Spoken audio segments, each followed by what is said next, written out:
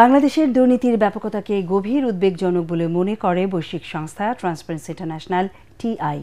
২ ধাপ পিছিয়ে বাংলাদেশ এখন বিশ্বের ১৮০টি দেশের মধ্যে ১৫১তম দুর্নীতিগ্রস্ত দেশ। এর আগে বাংলাদেশের অবস্থান ছিল ১৪৯-এ। ২০২১ সালের নভেম্বর থেকে ২০২৪ সালের সেপ্টেম্বর পর্যন্ত সময়কালের বিশ্লেষণে ট্রান্সপারেন্সি ইন্টারন্যাশনালের দুর্নীতির ধারণা সূচকে বাংলাদেশের এই অবস্থান উঠে আসে। রাষ্ট্রীয় অর্থে, জনগণের অর্থে সবচেয়ে বেশি ব্যয় হয়ে থাকে, বিনিয়োগ হয়ে থাকে এই খাতগুলোকে নীতি দখলের আওতার যে সংস্কৃতি প্রতিষ্ঠিত হয়েছে বাংলাদেশ থেকে, তার থেকে মুক্ত করতে হবে। স্বার্থের দ্বন্দ্বের যে সংস্কৃতি প্রতিষ্ঠিত হয়েছে তার থেকে মুক্ত করতে হবে।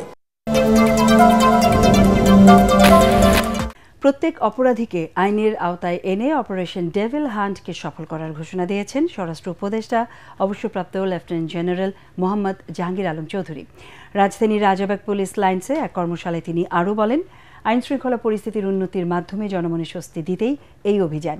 অন্যদিকে দেশকে অস্থিতিশীল করার নেপথ্যে পতিত ফ্যাসিস্টরা লাখ লাখ টাকা খরচ করছেন বলে অভিযোগ করেন আইন উপদেষ্টা ডক্টর আসিফ নজরুল। আমরা কোনো অপরাধীকে রাস্তায়, বাজারে, মাঠে, ময়দানে, রাজপথে দেখতে চাই না।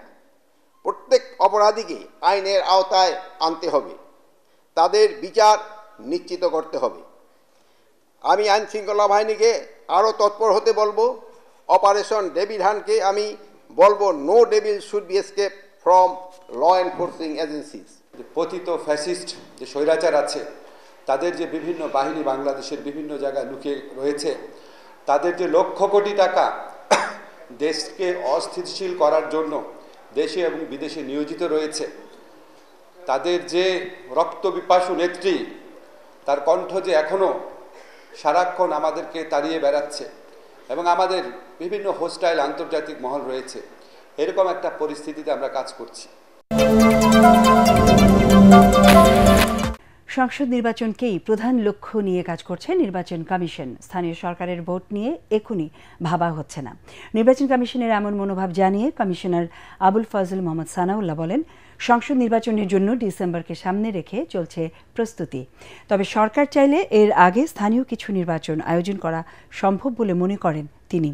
সকালে আগারগাঁওয়ে নির্বাচন ভবনে ইউএনডিপি সহ 18টি উন্নয়ন সহযোগী দেশের প্রতিনিধিদের সাথে বৈঠক শেষে এসব কথা জানান নির্বাচন কমিশনার। স্থানীয় সরকার নির্বাচন পুরোপুরিভাবে এভাবে করতে হয় তাহলে জাতীয় নির্বাচনের টাইমটা পিছিয়ে যাবে, অথচ জাতীয় নির্বাচন আমাদের একটা প্রায়োরিটি এরিয়া। ইলেকশন কমিশন জাতীয় নির্বাচন নিয়েই চিন্তিত এই মুহূর্তে এবং জাতীয় নির্বাচন নিয়ে প্রস্তুতি নিচ্ছে। তবে স্থানীয় সরকার নির্বাচন যদি সরকার সিদ্ধান্ত নেন কোনো অংশ বা কোনোভাবে অনুষ্ঠান করার, সেটা সরকারি সিদ্ধান্ত, সেটা তখন ওইভাবে বাস্তবায়ন করতে হবে। আমাদের কমিশনের পক্ষ থেকে আমাদের বর্তমান চলমান কার্যক্রম তথা ভোটার হালনাগাদ প্রক্রিয়া সম্বন্ধে একটা ধারণা দেওয়া হয়েছে। চাকরিচ্যুত বিডিআর সদস্যদের চাকরিতে পুনর্বহাল এবং কারাবন্দীদের মুক্তিসহ ৮ দফা দাবিতে কর্মসূচি পালন করছেন চাকরিচ্যুত বিডিআর সদস্য ও তাদের পরিবার। জাস্টিস ফর বিডিআর স্লোগানে কেন্দ্রীয় শহীদ মিনারে সকাল থেকে অবস্থান নেন সারা দেশের বিভিন্ন প্রান্ত থেকে আসা বিডিআর সদস্যরা।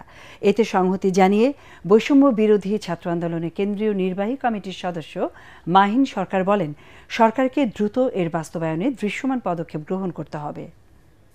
বাংলাদেশের রাজনৈতিক অরাজনৈতিক সকল জনগণের এই দাবিটা, তো সেই জায়গা থেকে আমরা মনে করি যে যারা মজলুম আছে তাদের যে অধিকার, ন্যায্য অধিকার, সেই ন্যায্য অধিকারটি ফিরিয়ে দেওয়ার জন্য চেষ্টা করা এবং সরকার আশা করি আমাদের এই দাবির প্রতি পজিটিভ হবে। এবং আমরা দেখতে পেয়েছি এখন পর্যন্ত সরকারের কাছ থেকে উল্লেখযোগ্য কোনো রেসপন্স পাওয়া যায়নি।